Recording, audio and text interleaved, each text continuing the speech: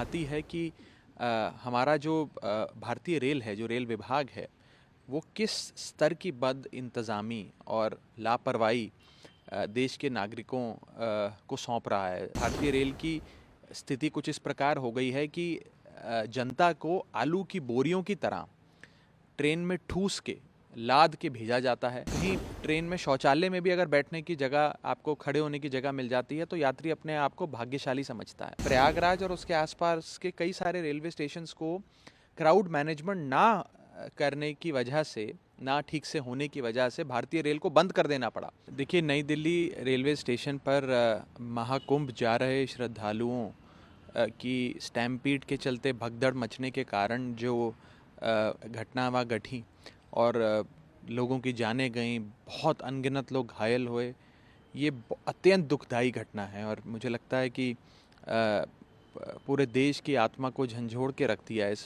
पूरी घटना ने। मैं सबसे पहले तो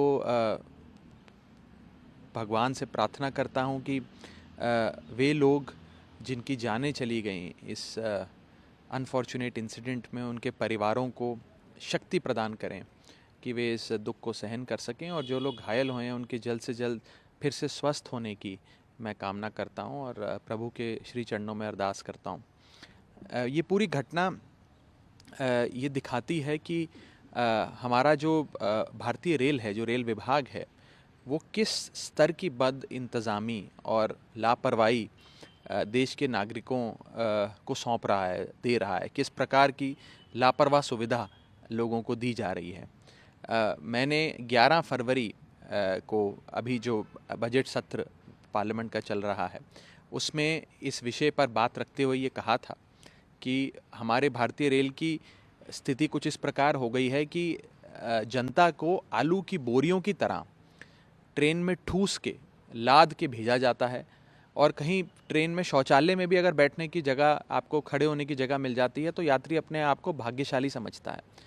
और हमारे इस देश का भोला भाला आदमी को भेड़ बकरियों की तरह ही लाद कर रेलवे स्टेशंस पर, ट्रेन के डब्बों में चढ़ाया जाता है। और ये पूरी एक अव्यवस्था और लापरवाही जो बन चुकी है, हर रेलवे स्टेशन पर इसी प्रकार के कुछ दृश्य आपको नज़र आएंगे। ये बहुत चिंताजनक है। और ख़ास तौर पे महाकुंभ से संबंधित विषय पे बात करते हुए मैंने संसद भवन में बात रखी थी कि प्रयागराज और उसके आसपास के कई सारे रेलवे स्टेशंस को क्राउड मैनेजमेंट ना करने की वजह से, ना ठीक से होने की वजह से भारतीय रेल को बंद कर देना पड़ा।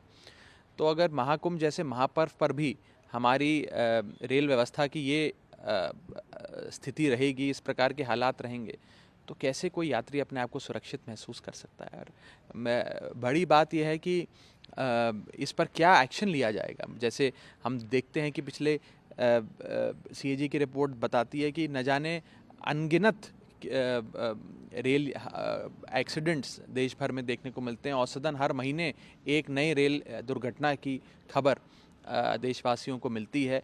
तो उसमें कितनी अकाउंटेबिलिटी फिक्स करी जाती है, कितनी रिस्पॉन्सिबिलिटी फिक्स करी जाती है, किसके खिलाफ एक्शन लिया जाता है इस लापरवाही और बदइंतज़ामी के चलते। तो इन सारे विषयों पर मुझे लगता है कि सरकार को गंभीरता से सोचना चाहिए, कार्रवाई करनी चाहिए। और जो ये घटना घटी है, परमात्मा उन परिवारों को शक्ति दे, साहस दे, और सरकार कम से कम अब ये सुनिश्चित करे कि इस प्रकार की कोई भी घटना देश भर में ना घटे। हाँ सर, 10 लाख के कंपनसेशन देने की बात की गई है। वहीं बाद में ये भी चीज़ कही गई कि जब ये घटना हो गई उसके बाद 4 स्पेशल ट्रेनें लगाई गई क्राउड कंट्रोल के लिए। तो ये कहें टू लिटिल टू लेट, इसे देखिए, जब एक बार घटना घट गई और इतने सारे श्रद्धालु जो हमारे इस महापर्व में, महाकुंभ में हिस्सा लेने जा रहे थे, उनके साथ ये दुर्घटना घटी, उसके बाद अगर आप कोई इंतज़ामात करते हैं, 4 ट्रेन ज़्यादा लगा देते हैं, 2 ट्रेन किसी और रूट से डाइवर्ट कर उसे प्रयागराज के रूट पे लगा देते हैं, उससे क्या फ़र्क पड़ता है। बात तो ये है कि उन भोले भाले मासूम श्रद्धालुओं की जानें चली गईं। वो भोले भाले मासूम श्रद्धालु वहाँ घायल हो गए। और क्यों हुए? क्या उनकी कोई गलती थी? क्या उन श्रद्धालुओं ने कोई पाप किए थे? क्या उनसे कोई गलती, क्या उनसे कोई लापरवाही हो गई? ये तो सीधे सीधे भारतीय रेल की लापरवाही और बदइंतज़ामी के चलते हुआ है, जो बेहद दुखदाई है। और जैसा कि मैंने कहा कि मैंने 11 फरवरी को इस विषय को संसद भवन के भीतर अपने बजट जो सत्र चल रहा था उसमें एक भाषण देते समय इसको रेखांकित भी किया था कि भारतीय रेल की जो अव्यवस्था है उस पर सरकार का ध्यान आकर्षित किया जाए, सरकार उस पर फोकस करते हुए अपने जो व्यवस्था है उसमें सुधार करे। इस प्रकार की लापरवाही चलती रहेगी तो न जाने और कितने मासूम लोगों की जानें जा सकती हैं इसी प्रकार के इंसिडेंट्स के चलते।